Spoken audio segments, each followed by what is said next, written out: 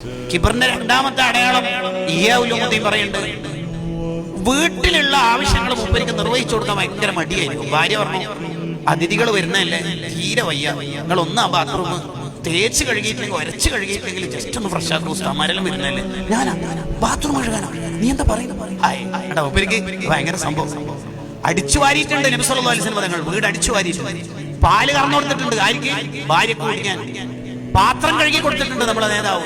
നിങ്ങൾ ആലോചിച്ചു, ഷെഹ്റാൻ ഇമാമിന്റെ ഭാര്യ നിത്യമായി അസുഖത്തിലായപ്പോൾ ആ ഭാര്യ മൂത്രൊഴിച്ചതും കാഴ്ചച്ചതൊക്കെ വൃത്തിയാക്കിയ കൈകളായിരുന്നു ഷെഹ്റാൻ ഇമാമിന്റെ, അഥവാ 300 കിതാബ് എഴുതിയ കൈ. അതിനു വേണ്ടി മാത്രമല്ല എനിക്ക് അള്ളാഹു തന്നത് എന്ന ബോധം ഷെഹ്റാൻ ഇമാമിനുണ്ട് കേട്ടോ. പാതിരാത്രി എന്റെ അബ്ദുറഹ്മാൻ എന്ന മോനെ കരയുമ്പോൾ എന്റെ ഭാര്യന്റെ ഉറക്ക് ശല്യാവോ എന്ന് പേടിച്ചിട്ട് ഞാൻ ആ മോനെ എടുത്തിട്ട് അപ്പുറം ഇപ്പുറമൊക്കെ കൊണ്ടുപോയി സുബി വരെ അവനെ ഉറക്കാൻ ഞാൻ ശ്രമിക്കും. എന്തിന്?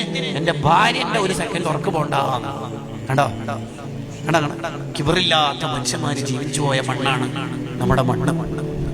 ഷെഹ്റാൻ ഇമാം ഇതൊക്കെ പറയുന്നത് തന്റെ അൽ മിനൻ എന്ന ഗ്രന്ഥത്തിലാണ്. എനിക്ക് അല്ലാഹു ചെയ്ത അനുഗ്രഹങ്ങൾ എന്ന് പറഞ്ഞിട്ടാണ് ആ ഗ്രന്ഥം ആരംഭിക്കുന്നത്. മൂന്നാമത്തെ ഒരു അടയാളാണ്, വീട്ടിലേക്കുള്ള അവശ്യ വസ്തുക്കൾ വാങ്ങിക്കൊണ്ടുവരാൻ ഒരാൾക്ക് മടി തോന്നുന്നുണ്ടെങ്കിൽ അതിൽ കിബറുന്ന അതിനർത്ഥം. മാർക്കറ്റിൽ ഞാൻ പോകാനാ എല്ലാം കൂടെ എനിക്കൊരു പ്രസ്റ്റേജിൽ ഞാൻ 4 ദിവസം അബുദാബിയിൽ ലീവ് എടുത്തിട്ട് വന്നത് ഇതിനാ. ഹോം ഡെലിവറി ഇല്ലേ?